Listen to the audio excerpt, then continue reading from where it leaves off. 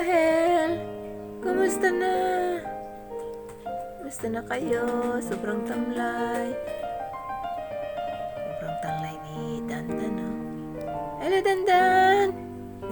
Nagkasakit po sila ng diarrhea at saka nagsusuka. Hello! Dahil doon sa cat food na kinain nila.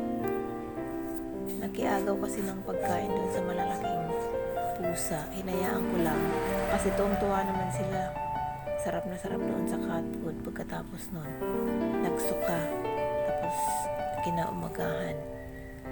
Ang lambot ng kanilang poop. Hello! Dandan! Pagaling ka na, bebe.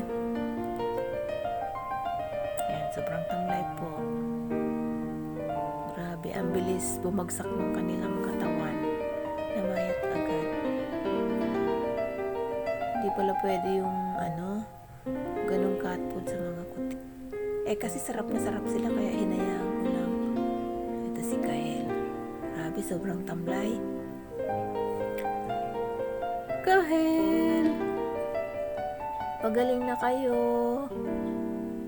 Tagal kong di nakapag-upload. Gawa nang nagkasakit sila. Ayan, komportable si Dandan kay Dora. Nagpakandong.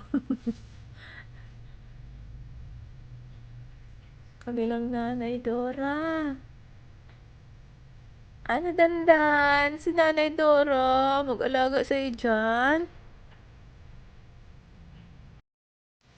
Ganyan lang sila. Tulog lang ng tulog. Hindi naglalaro. Sobrang tamlay. Mamaya pagkatapos gumising, papainumin ko na sila ng gamot.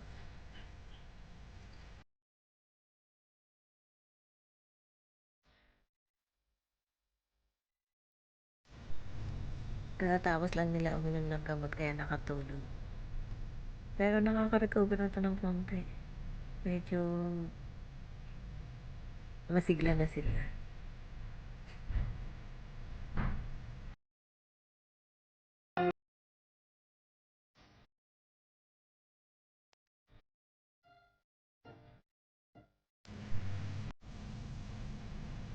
Tulog lang kayo dyan.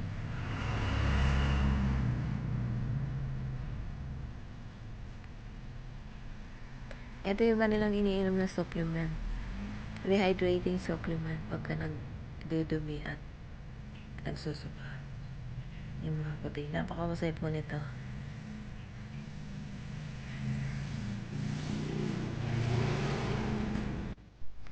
Ito naman, dewormer. 2 days po, lumabas agad yung mga bulati na yun. Napakarami paliliit na bulati kaya pala pumayat sila. Tapos, multivitamins.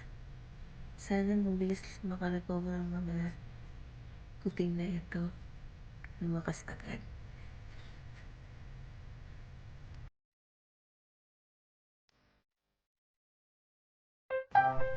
Ayan, unti-unti nang bumabalik yung kanilang kakulitan. Nananambalik na yung kanilang sigla.